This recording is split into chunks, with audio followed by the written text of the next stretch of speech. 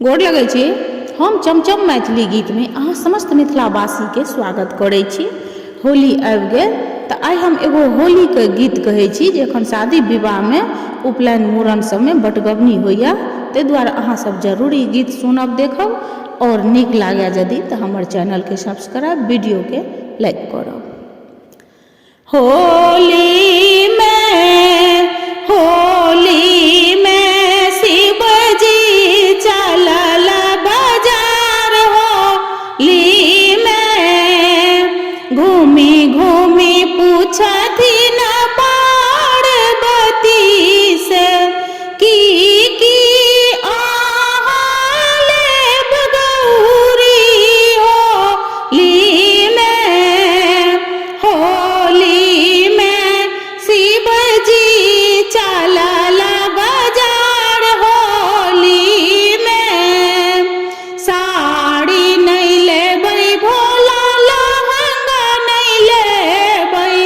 साड़ी नहीं लेबै भोला, लहंगा नहीं लेबै, लेबै में पियर चुनार शिव जी, होली में शिव जी चलल बाजार, होली में मेहंदी नहीं लेबै शिव जी, चूड़ी नहीं लेबै, मेहंदी नहीं लेबै शिव जी, चूड़ी नहीं लेबै, लेबै में सोना के कंगन शिव जी, होली में शिव जी चलल बाजार, होली में घूमी घूमी पूछथिन पार्वती से की अहाँ लेब गौरी, होली में शिव जी चलल बाजार, होली में गजरा नहीं लेबै शिव जी, बिंदिया नहीं लेबै,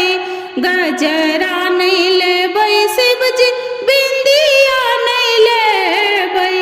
लेबै में मांग के टीका शिव जी, होली में शिव जी चलल बाजार, होली में बिछिया नहीं लेबै शिव जी, महावर नहीं लेबै, बिछिया नहीं लेबै शिव जी।